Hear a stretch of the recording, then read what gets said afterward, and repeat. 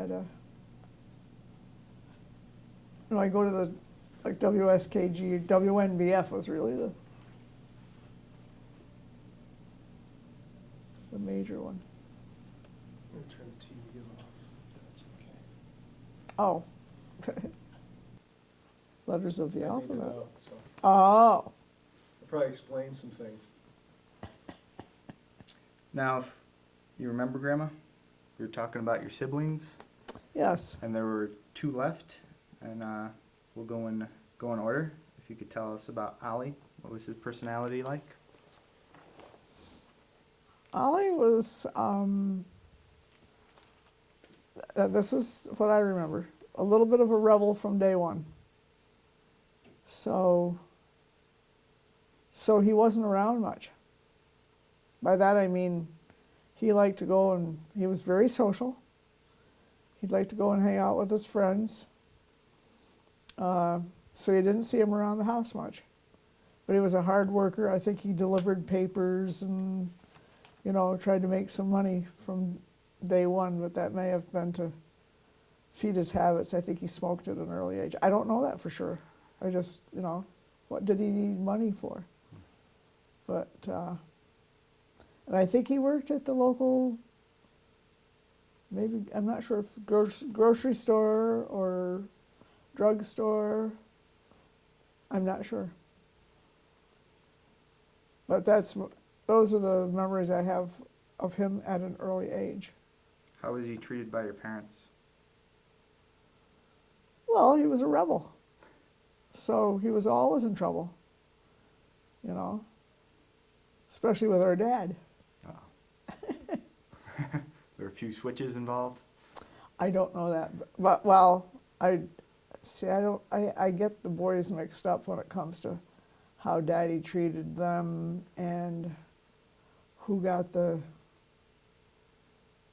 they didn't get,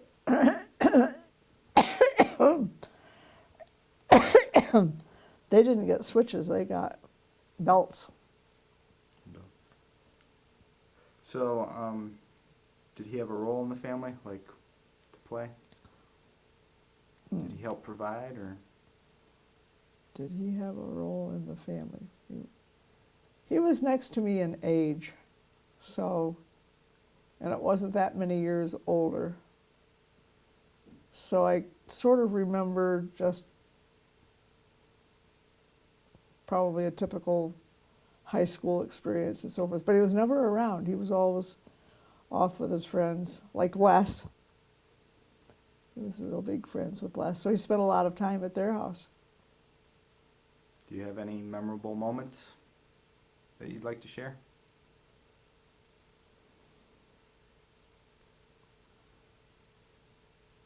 Oh, there was one time that a whole bunch of us went up to the Nicholson Bridge. And as I recall, that particular day, he went down and started climbing through the arches. So it was a bit of And to my knowledge, he still has nightmares about the Nicholson Bridge. Oh, really? Oh, yeah. And I wouldn't be surprised if my bridgeophobia, if that's what we call it, goes back to those days. Because we never should have been up there. Why we weren't all killed in Nicholson, I'll never know. So he's a bit of a daredevil, too. That's what you're saying. Oh, yes. Oh, yeah. Tell us about your sister Carol. Well, Mom liked her best. She was the baby. And it wasn't just Mom. Daddy did too. I like to tell the story about our names because they just weren't normal names. There was Edward Ledette, Lucille Agnes. Why anybody would give a girl a middle name even of Agnes. Hallie Idelbert Jr., and that was his nickname, Junior. Everybody called him Junior. Family, friends, relatives. He was Junior. And then there was David Carl. He had a real name. It wasn't fair.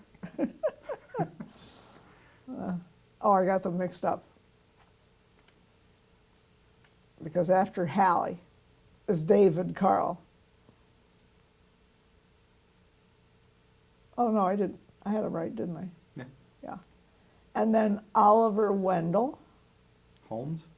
Hayden. And my name was Betty Lamona. Good heavens. And then Carol had a real name, Carol Joyce. What a beautiful name. How could you not love her the most? She had the best name. She had it all. Plus, she was the baby. You couldn't pick on her. You couldn't do anything because no matter what you were to blame, she never got blamed for anything. And that's how she was treated by your parents? That's how she was treated, but she had definitely deferential treatment. She could be late coming in, and Daddy wouldn't say a word. I would be 2 seconds late, and I would be grounded for a week. So they had groundings back then, is what you're saying? Yeah, that was pretty much the punishment. There was no television. You couldn't take television away. What about radio? Was that ever taken away? No, because that was Daddy's domain anyway. Whatever Daddy listened to on the radio, everybody else listened to. There were no choices. So I guess her role in the family is the baby, obviously. Yep. Any memorable stories of Carol? The memorable story goes way back to when she was practically a baby. And we lived in Brooklyn, Pennsylvania, otherwise known as Lindaville. And we had no running water. We had no bathroom. We had to use an outhouse. And I remember her on a snowy day walking across a field to get to the outhouse, and she was naked. Oh dear. Obviously she had a problem and nobody was listening or whatever. What age was that, roughly? Oh, she probably wasn't more than 2 or 3. While we're on that outhouse topic, could you explain to us, like, what the toilet amenities were like when you were a child growing up? Yeah, well, it was an outhouse, literally an outhouse. It was a 2-holer, which was pretty extravagant if you think about it. But there were 7 children, so I'm sure that that's something that they had to consider when they found this house. I mean, it sounds strange, but What'd you use for toilet paper? ouch. Sears Roebuck catalog. Oh, it was awful. Yeah, there was no real toilet tissue like we knew it. Well, there may have been, but we couldn't afford it. So we made do with what we had. Gotcha. Hold on one second.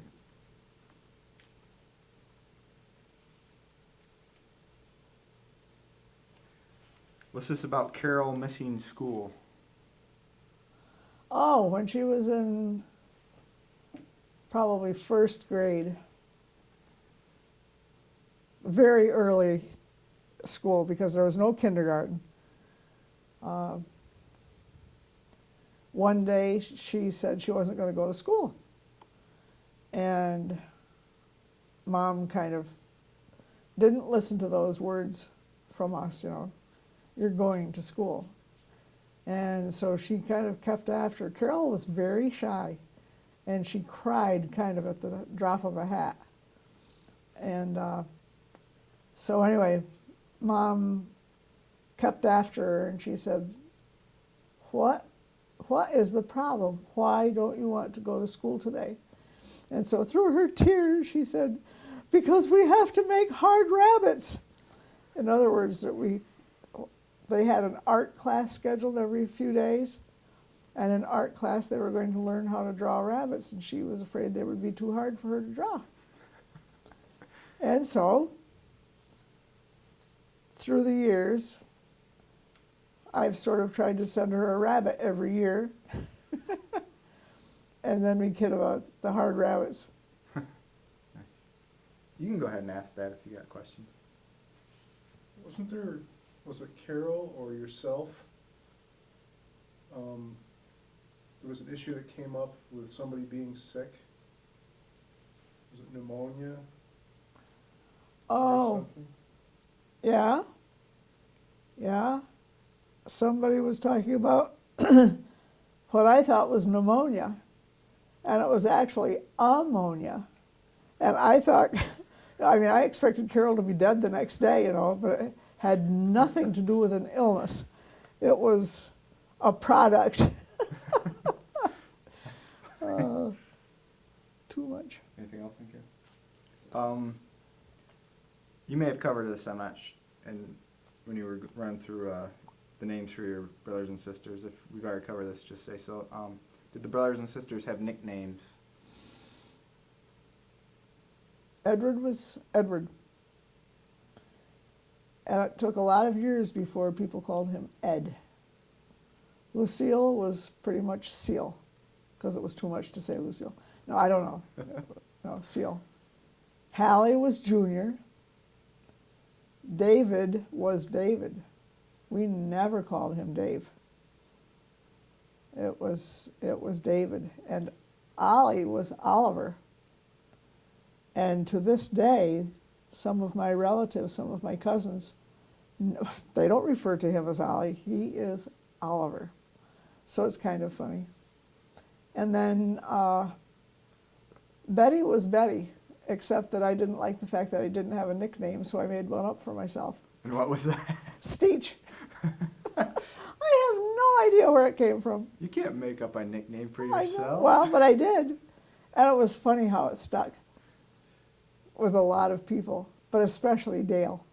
Dale, to this day, get on the phone with him, which I did the other day, and he said, as soon as he heard my voice, Steech! Oh. And Carol. And Carol, yeah, Carol was always Carol. Which sibling were you closest with, and why? Well, Carol and I fought a lot when we were young, and I'm pretty sure it's just because I knew that she got away with a lot more than I did. I just didn't think that was fair. So I didn't like her a lot. And but as we got older, and especially when I went away to Mansfield, we became very close, and even dated, double dated. I mean, whew, if somebody had told me that when I was 10, I would have said, you're crazy. And then I got very close to Ollie. And I think, again, it was the age thing. There were 4 and there were 3. You know, so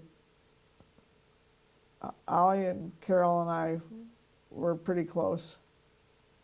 And the older 4, they were all out of the house. They were all gone, married, had their own families and so forth. So that's kind of how that worked. You and Carol always sing a song, Cigarettes and Whiskey. Can you tell me a little bit about that? We didn't make it up. It was a real song. And I don't remember why somebody in the family, I don't know if it was Hallie or Ollie, but they would get going on these, country and western things. I never considered myself country and western. But anyway, I really don't know how it got started, but Carol and I we were sort of hams. We sort of like to be silly and try to get attention, and we did.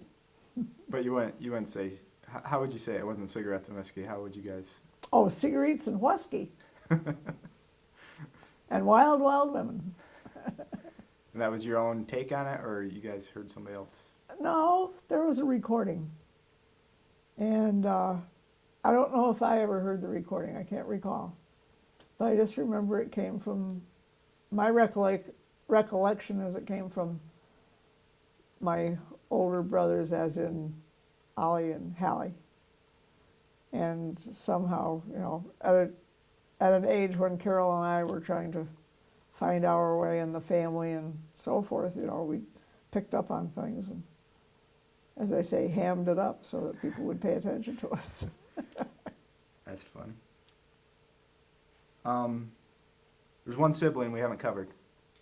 Betty Hartman. Huh. What would you say her personality is like? Who my personality was like? What's your personality Oh, like? what's my Sorry, I was talking personality? enough. Well, I think I always had a good sense of humor.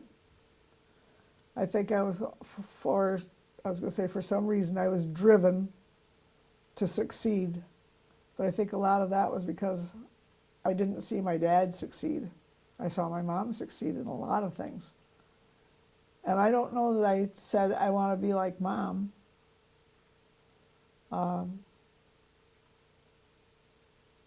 Determined. Maybe a little bit stubborn.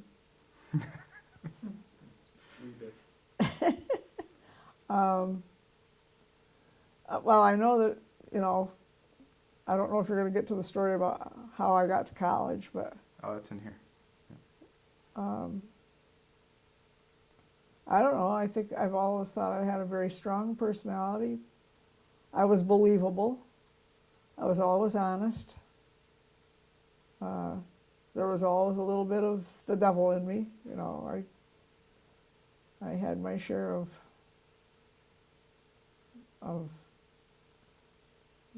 being the, what do I want to say? Not being the bad girl, but, you know, because I never really was.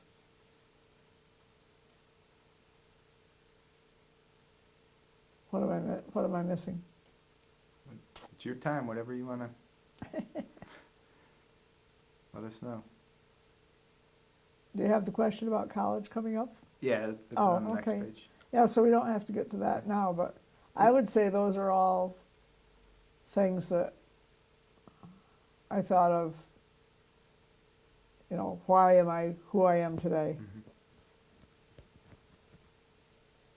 Because of all the things that I think I just mentioned. I don't remember if I asked you this previously. What was your role in the family growing up? I think I was allowed to be a little girl, which I think was tremendous. You know, I didn't grow into an adult in a hurry. I had a lot of respect for older people.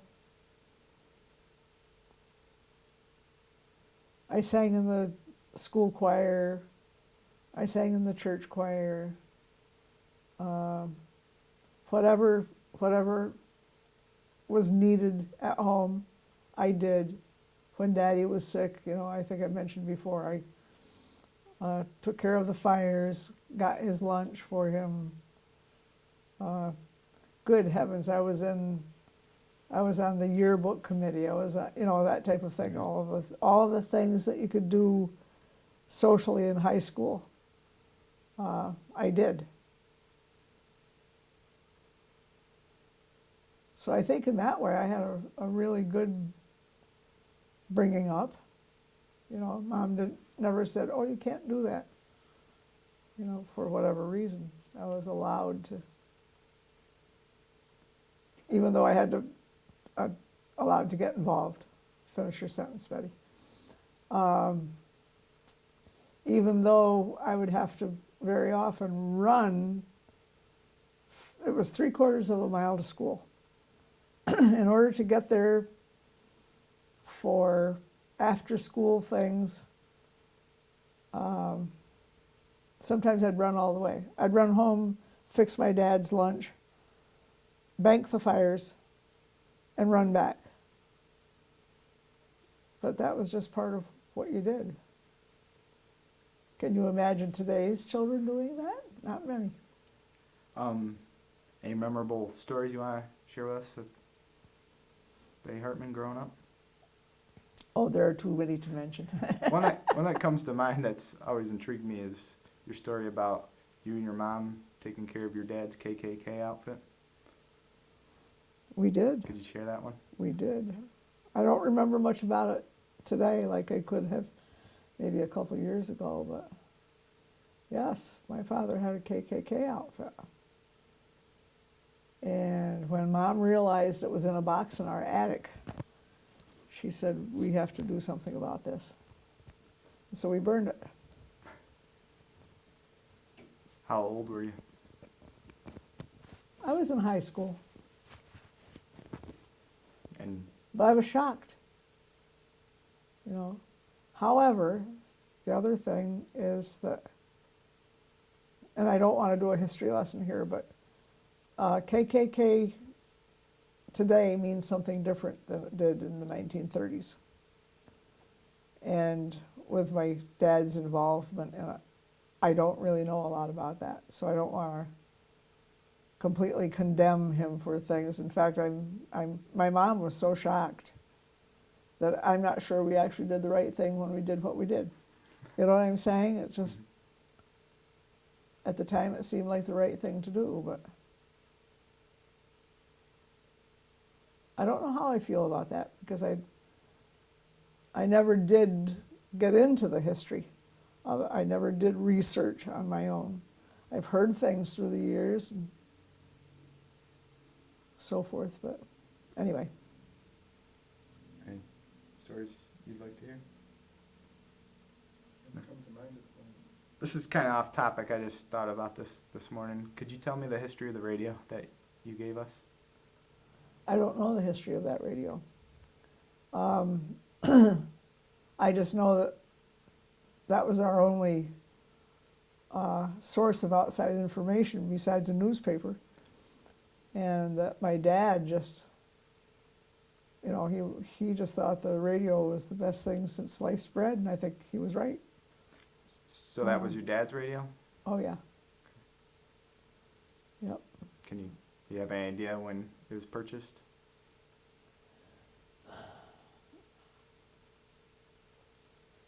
I'm going to say 1939, but I might be off 10 years.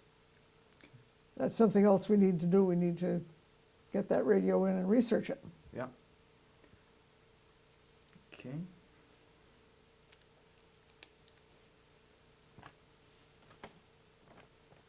So you grew up in Brooklyn, or you were born in Brooklyn. Yes. When did you move to Nicholson? When I was 4, Beautiful. so that would have been 1935. Why did you move to Nicholson? Job opportunities for Daddy. So there were lots of watch type job opportunities there? No, but he had his shop was on what is called the Trail, which we decided the other night is Route 11. And it was a direct line between Binghamton and Scranton. And about halfway, I think. And so people could leave their watches, their clocks. Daddy could fix them. They'd come back and pick them up, that type of thing. So it was because of the location and where he had a shop, because where we lived was not near the shop at all. But also Nicholson was a very small town. I mean, you could walk to any place in 5 minutes. That's going to be my next question. What was it like growing up in Nicholson? Was it a great place to grow up? Absolutely. It was a small town experience. You know, you had your town drunk, you had your town lawyer, you had your feed store, your lumber mill, you know, all of the things that make a town complete. Gas station, holy cow. Do you know roughly what the population was there growing up? I think it was 1,200. Because they used to say things like, oh, wait a minute, population, there was a sign outside town that said, population 1,000, hospitality for 1,000,000. That's a good one.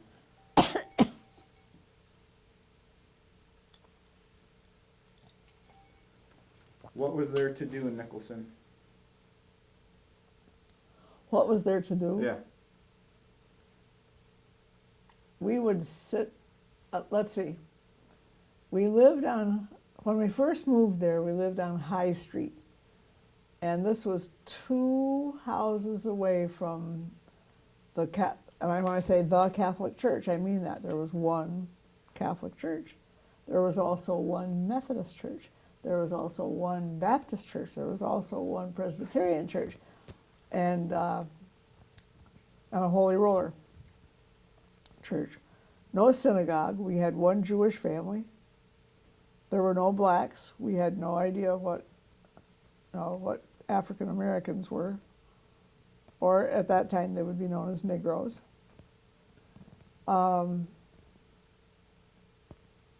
So when we lived on High Street, and Carol and I were still young, so that hardly counts,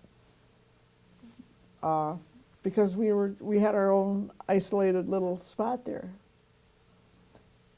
And then we moved down on State Street. And it was on State Street that I remember Daddy wasn't home very much.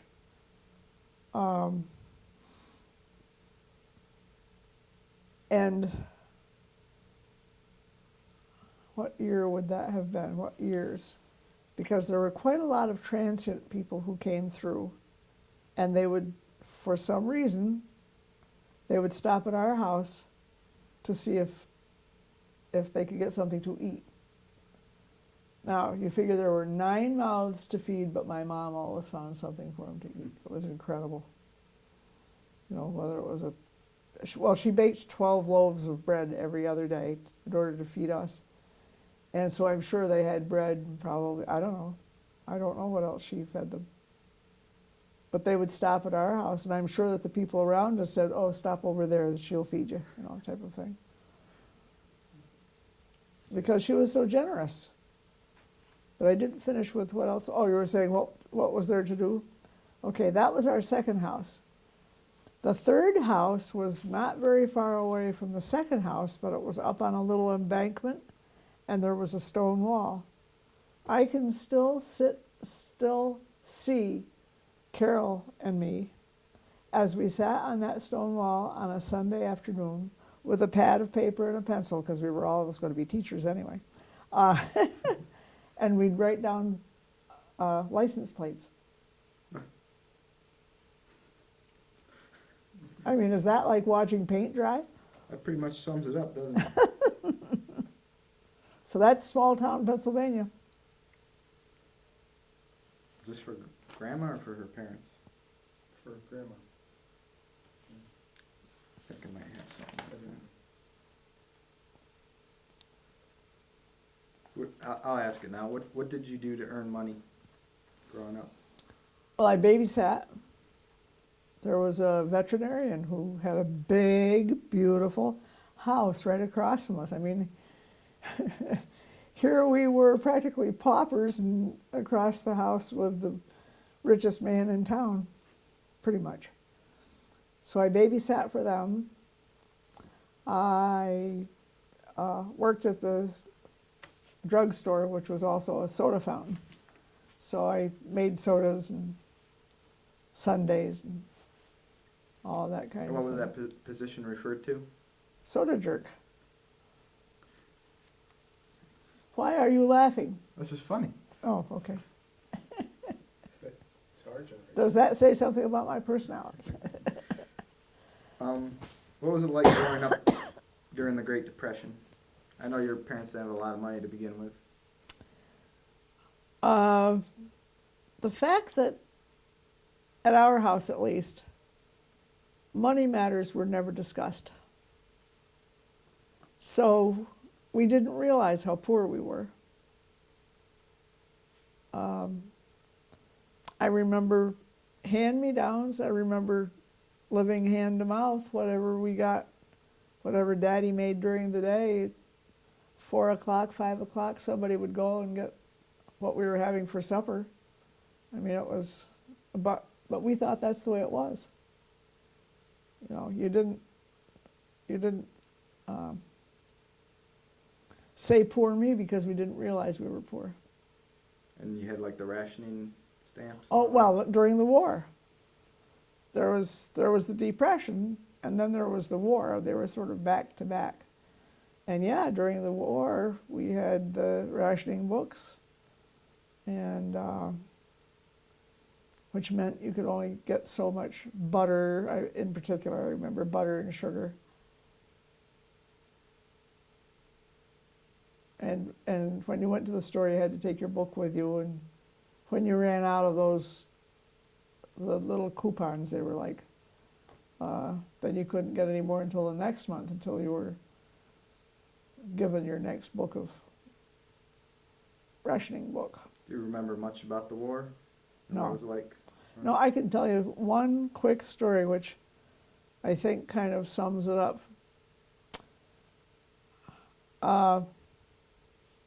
I was born in 31, and Pearl Harbor was attacked in 41. And I can remember sometime after the war started, the war in Japan, I'm probably mixing things up here, but I remember one time I was very, very scared, you know, because you'd hear the stories about places in Europe being bombed and so forth, and air raids, all kinds of nasty things. And I remember being in tears, and Mom said something like,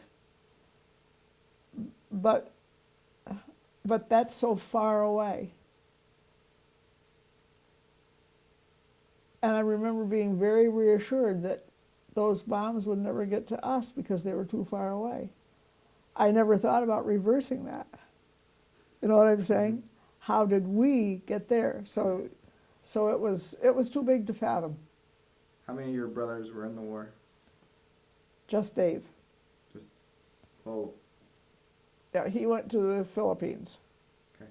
He was in the Army.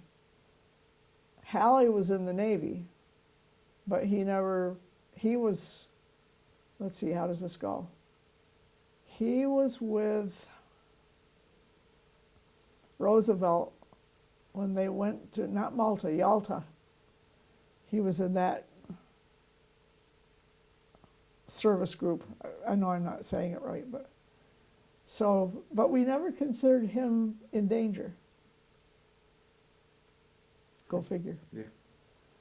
And Ollie got in the service late. He was in the Navy, and he was a Buell person. Now, your sister was engaged to... Can you Yep, tell that Lucille was engaged to a man by the name of Jack Reynolds, and he was on the USS Arizona when it was hit at Pearl Harbor. Yep. Got a few notes here. Could you tell us the Peaches story? I thought I told you that the other night. Did she tell us that? I don't recall. I don't think on tape. Oh, You've told it to us. well, Mom tried to find summertime excursions for us. And so we would go blackberry picking, blueberry picking, and this one time we went peaches picking. And I'm pretty sure it was just Carol and Mom and me. And because we had so little to eat, when we went berry picking, as it was called, you know, we were allowed to eat what we wanted to eat. So boy, those peaches sure tasted good going down. And we could have as many as we wanted. Oh boy, did it backfire. Literally? Woo-wee. And I didn't eat peaches for years. That's how bad it was. How do you feel about oatmeal? About who? Oatmeal. Oatmeal. I thought that's what you said.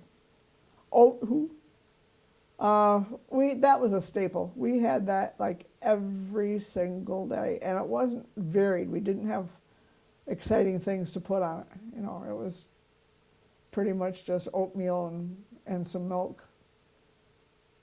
But it stuck to our ribs. That's how we got through the days. But as soon as I was able to make a choice, I'd never eat oatmeal. Yuck! I like oatmeal cookies, but you know, things that people bake with oatmeal, but please don't ask me to have a bowl of oatmeal.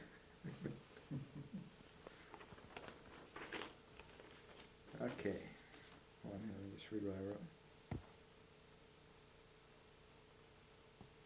Okay, music has always been a great passion of yours. How was this passion cultivated? And at what age? What was? Tell us how you got into music. Oh, well, my mom, our family was always musical. There was just, it was our entertainment. We didn't have television. And in the early days, we didn't even have radio. So singing was just part of who you were. And my mom also, and I don't know how she got her start with the piano, but she taught piano. And then when the WPA project came along, she taught piano and was paid by the government. How did you take up the piano? Well, my mother would teach a student, and they would go out of the house. As soon as the house was quiet, I would sit down and play what that person had just played. I could play anything by ear. So when I had to learn to read music, it was a very painful process. Did it ruin your ability to play by ear once you were formally trained? Yeah, I would say that it did. I still play by ear, but not like I just can't play all the chords and so forth. But I mean, that's part of that is physical, and part of that is where are the notes? Could you tell us the story about how you acquired this piano? Oh yes, this would have been in 1958, August of 58. The late Marty Hartman and his dad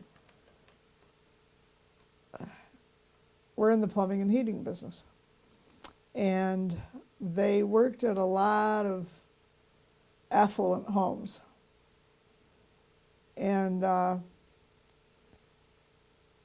Johnson family, who had the shoe manufacturing plants in the Triple Cities area, had some pretty big homes. They were mansion-like, and they were called mansions. So Marty and Pop always did the work on the one, it was the sister of, I think, Charlie Johnson. And she was married to a doctor by the name of Crozier. And so Mrs. Crozier always had them do her work. And when Mrs. Crozier died, Pop knew that the piano was going to be auctioned. And so, I mean, and they knew the house. I mean, he knew, because he was in every nook and cranny to do plumbing and heating, he knew what the furniture was. It wasn't Snoopy, it was just there, you know. And so anyway, Mrs. Crozier's, the Croziers had no children. And Mrs. Crozier's nephew inherited everything. And he had no need for any of the stuff that he inherited.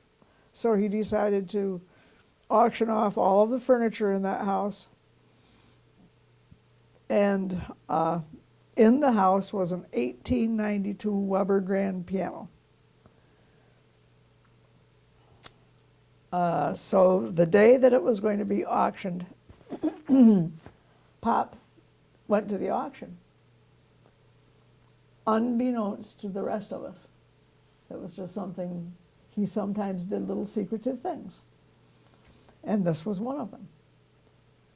That afternoon, I had a telephone call. And he said, you're expecting a grand baby in January, right? And I said, yes. And he said, well, you can expect a baby grand this afternoon. Totally out of the blue. And I was dumbfounded, just absolutely dumbfounded. So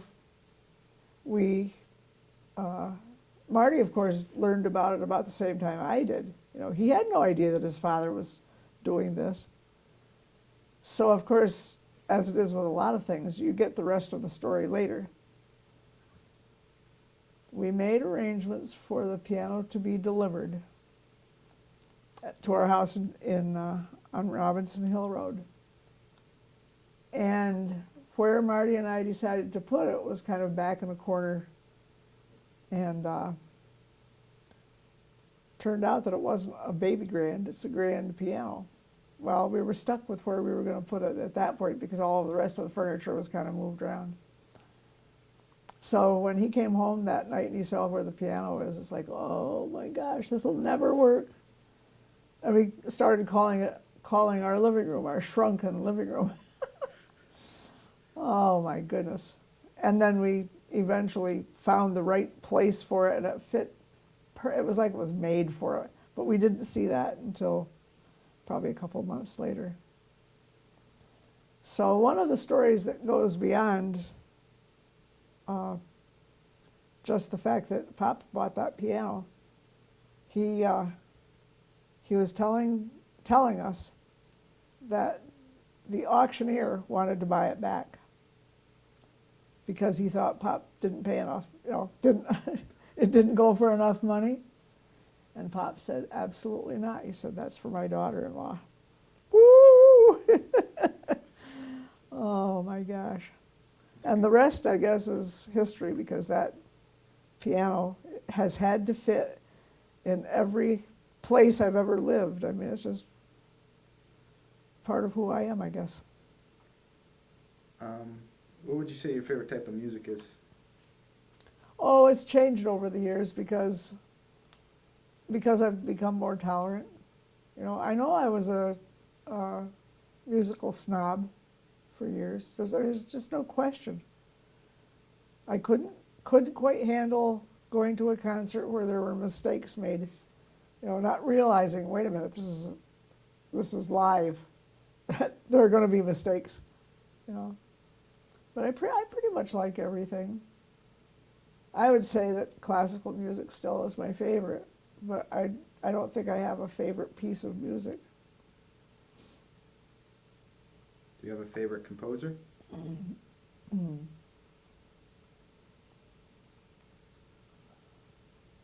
Not really, because that's sort of changed over the years too. I like too many, you know. I love it all. What did you think when Elvis and the Beatles came along?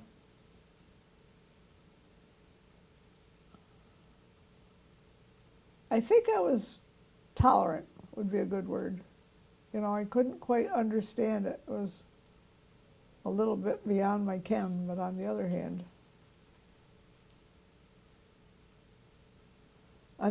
I was teaching. I tried to keep my mind open to what I was doing in the classroom. I was trying to teach kids to listen to everything. You know, shouldn't I be doing the same? And I think as the years progressed, I think I opened my ears to electronic music before anybody around here was doing it. You know, other teachers just sort of look at me, you've got to be kidding. Electronic music? Synthesizers? Are you serious? Of all the performances you've done in your life, do you have one that's right up there at the top that you say is your most memorable? Of my own singing? Yeah.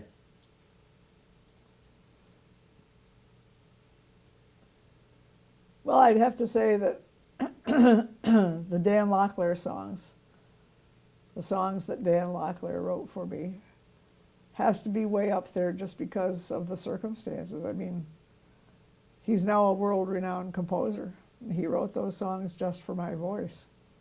That kind of blows me away. I thought that the pieces I did for my master's recital at SUNY Binghamton, the one, it was, again, a cycle of songs by Villa-Lobos called Bachianas Brasileiras. There's a little story behind that, too. I had a singing coach at the university, and it was his job to get me through my recital. And when he suggested the Bachianas Brasileiras, we got into the music first, and then when we started to work on the words, he realized that it was not Spanish, that it was Brazilian Portuguese. And so he made arrangements for me to go to the Brazilian consulate in New York City and sit down with a person who spoke Brazilian Portuguese. And we went through every word, every note, and wrote, what's the word I want? Wrote in the vowel sounds so that I would know how to pronounce the words. I'm missing a word here right now, but anyway.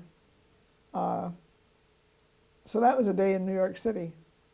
Went down on the bus and met Steve at the consulate, as I recall. To me, that was pretty fascinating. Mm-hmm.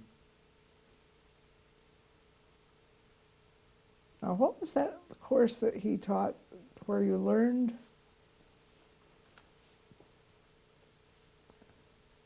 by sound? What's the other word? Phonetics. Phonetics. Thank you. He taught a course in phonetics, so that, and there was a special way of writing the vowels that would be how they were pronounced. In other words, A isn't always A. Sometimes it's A, sometimes it's ah, sometimes it's ah. And there was a way to write that, a little symbol, so that you'd know which one it was when you got there. So it was very labor intensive that afternoon, sitting with that person. What were the Dan Locklear pieces or piece called that he wrote? Oh, he called them the nativity songs. And so they were pretty much Christmas oriented. And where did you perform it? Well, just about every place. The first place, of course, was First Press in Binghamton with Dan. And then every church where I did any solo work, I sang it every Christmas someplace, whether it was First Press, Poughkeepsie. I sang it in Greene. I did the whole cycle with, they were written for soprano and string quartet. So I did them with a string quartet from Bainbridge at, I think, at the Presbyterian Church in Bainbridge. Just seems like I sang them every place. Cool. Now, going back to your Nicholson days, what was school like for you in Nicholson? It was my salvation. You know, I could go there every day and escape whatever was happening at home. And it wasn't, I don't know that I really thought about it that way. It was just, it was something you did. And I loved school. I mean, I could have the worst sniffles in the world, but that wouldn't keep me home. You know, I really, truly loved school. And I did want to be a teacher. So, What was the class size? well, my high school class had 11 in it. My graduating class, there were 11 of us. So the teacher student ratio was very small. I would have been lost at the University of Pennsylvania, which is where I could have had a scholarship, as an example. I mean, I would have been so swallowed up so fast, but I didn't realize that at the time. That, you don't think of those things. What kind of grades did you get going through school? Oh, I got good grades. A's, B's? Yes. And a C here and there, like, is something like history. I Oh. didn't like history. Oh, really? That's why. That's weird because your son and grandson love I it. know it. I know it. Do you still not care for history? Oh, I take a different slant on it now. You know, I can, well, I've been there, for one thing. Can you talk about like socializing in high school, your friends? I had lots of friends. One thing I loved to do was go home on the bus with some of the farmer kids. I just thought that was the coolest thing. You know, getting on a bus, oh my word. Going home with them, staying the night, eating different foods. What kind of extracurricular activities did you participate in? I played basketball. I was on the varsity when I was in my sophomore, junior, and senior years. I was on the yearbook committee. There was a group that was affiliated with the church that was, can you believe this? Yet it was a school activity. Try Fire, so I don't remember the name of it now. But I was in pretty much all of any group that was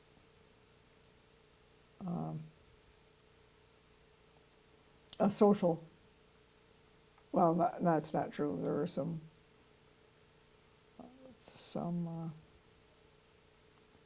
not just social, but what? Academic things. Now I have a note here that you wanted to tell a story about when you played basketball and you used some profanity and your dad's take on it. Yeah, we just didn't. We did not use profane words. We just didn't. We never heard it in our home.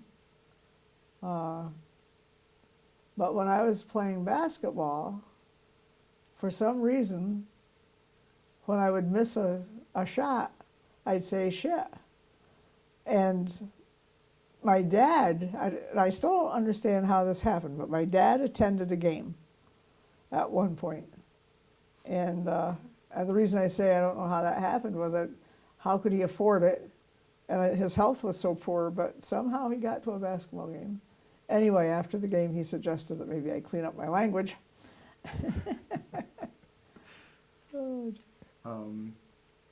Any other memorable stories of high school? I had to give one of the high school addresses. I was there was a boy and a girl that always had to give the graduation speeches. So I had to do that. I think I was outstanding senior. Seemed like there were quite a lot of things that happened, but